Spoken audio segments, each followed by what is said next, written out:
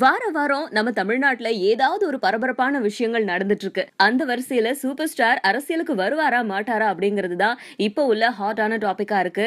இதுக்கு பிரபல RJ and நடிகர் பாலாஜி இதுக்கு ஒரு கருத்து தெரிவிச்சிருக்காரு. சூப்பர் ஸ்டார் தன்னோட ரசிகர்களை கோடம்பாக்கத்துல உள்ள ராகவேந்திரா திருமண மண்டபத்துல 5 நாட்களா சந்திச்சு பேசிட்டு இருந்தாரு. அந்த சந்திப்போடைய கடைசி நாள்ல அரசியலுக்கு வரா மாதிரியே சில நுணுக்கமான பேச்சுகள் எல்லாம் பேசினாரு. அதை தொடர்ந்து சூப்பர் ஸ்டார் அரசியலுக்கு வருவாரா மாட்டாரா அப்படிங்கறது எல்லா இடத்துலயும் டிபேட்டா இருந்துட்டு இருக்கு. இதுக்கு நடிகரும் ஆர்ஜேவுமான பாலாஜி என்ன கருத்து தெரிவிச்சிருக்காரு அப்படின்னா, சூப்பர் ஸ்டார் ரஜினிகாந்த் அரசியலுக்கு வருவாரு அப்படின்னு நான் சின்ன புள்ளையில இருந்தே பாத்துட்டு இருக்கேன். ஆனா அதுக்கான நேரம் முடிஞ்சிருச்சு அப்படின்னு தான் நான் நினைக்கிறேன். என்னோட ஃபாதர் இன் லா வயசுலதான் சூப்பர் ஸ்டாரும் இருக்காரு. அதனால அவரை என்னோட ஃபாதர் இன் லா கூட ஒப்பிட்டு பார்க்கும்போது அவர்கிட்ட 10 வேலை கொடுத்தாக்கா ஒரு வேலையோ 2 வேலையோ தான் அவரால் செய்ய முடியும். அந்த அளவுக்கு தான் அவருக்கு கேப்பபிலிட்டி இருக்கும். அந்த மாதிரி தான் நம்ம சூப்பர் ஸ்டாருக்கும். அவரு அரசியலுக்கு வந்தாருன்னா மக்களுக்கு இப்போதைக்கு ஏகப்பட்ட விஷயங்கள் தேவைப்படுது. அது எல்லாத்தையுமே அவரால் பூர்த்தி செய்ய முடியுமா அப்படின்னு கேட்டா கட்டாயமா அது நம்ம சந்தேகப்படுற ஒரு விஷயமா தான் இருக்கும். நான் இப்படி எல்லாம் பேசுறேன் அப்படிங்கிறதுக்காக ரஜினியோடைய ரசிகர்கள் கொந்தளிக்க வேண்டாம், கோவப்பட வேண்டாம். அவர் என்னைக்குமே தலைவர் தான். அவர் ஒரு படம் நடிச்சாலும் சரி, 10 படம் நடிச்சாலும் சரி, முதல் ஆளா நான் போய் பார்ப்பேன். அவரோட ஃபேன் அப்படிங்கறதுல பயங்கர பெருமைப்படுறேன் அப்படின்னு சொல்லியிருக்காரு. ஆனாலும் அவர் அரசியலுக்கு வருவாரா மாட்டாரா அப்படிங்கறது விவாதம் பண்றதுக்கோ இல்ல அவர் அரசியலுக்கு வர்றதுக்கான நேரமோ இது கிடையாது.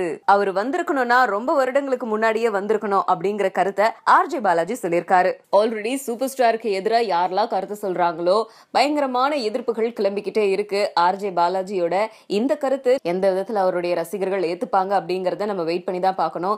இது ஒரு பக்கம் இருக்க, பிரபல இயக்குனரும் நடிகருமான பாரதி ராஜா தமிழனை தமிழன் தான் ஆளணும் அப்படின்னு ஒரு விஷயத்த சொல்லி பயங்கர பரபரப்பை ஏற்படுத்தியிருக்காரு. இயக்குனர் பேரரசு எழுதின புத்தக வெளியீட்டு விழாவில் இயக்குனர் பாரதி ராஜா, டி ராஜேந்தர், ஆர்.கே. செல்வமணி, பாக்யராஜ், விஷால்னு நிறைய பேர் கலந்துக்கிட்டாங்க.